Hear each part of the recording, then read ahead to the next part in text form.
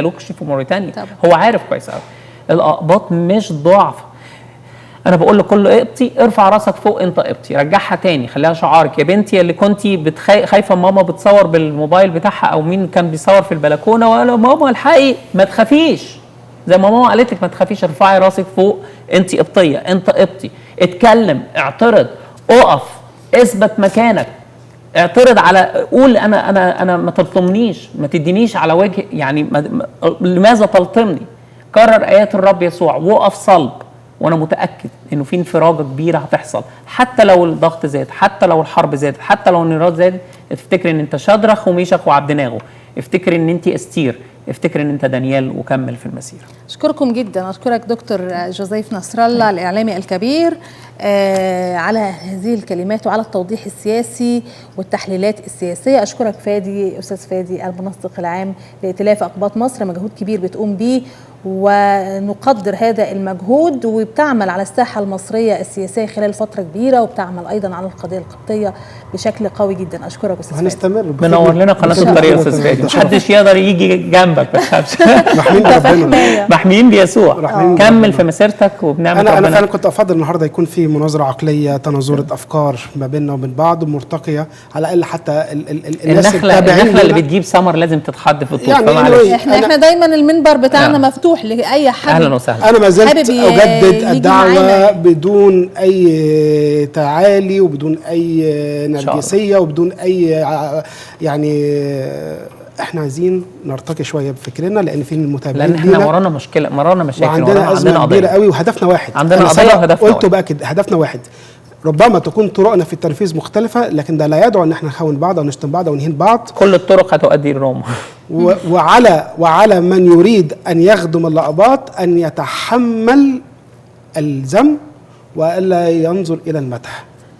اشكركم كل مشاهدي قناه الطريق في كل العالم، ودايما لازم نحط يعني ايدينا على الاماكن اللي بتوجع الاقباط، واحنا طالعين بقالنا اسبوعين وان شاء الله هنكمل في هذه الحلقات مستمرين طول ما هناك عنف يمارس ضد الاقباط في محافظات مصر. مش هنسكت، مش هنطاطي طول عمرنا، دايما صوتنا عالي ودايما بنصرخ، عشان احنا عارفين ان احنا من اوائل الناس اللي بتنادي بالحق. اشكر حضراتكم على هذه المتابعه، واستنونا دايما في الدنيا. تصبحوا على خير.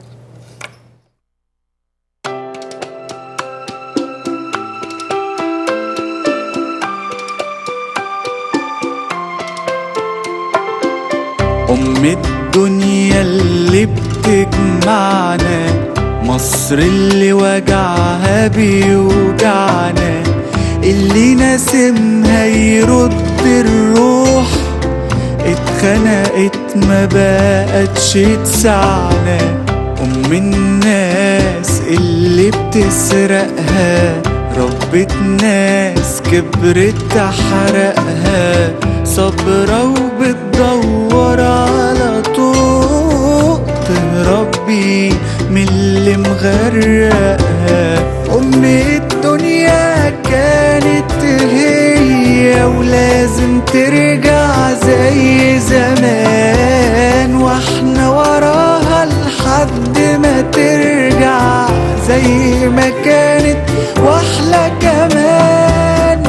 الدنيا كانت هي ولازم ترجع زي زمان، واحنا وراها لحد ما ترجع زي ما كانت واحلى كمان.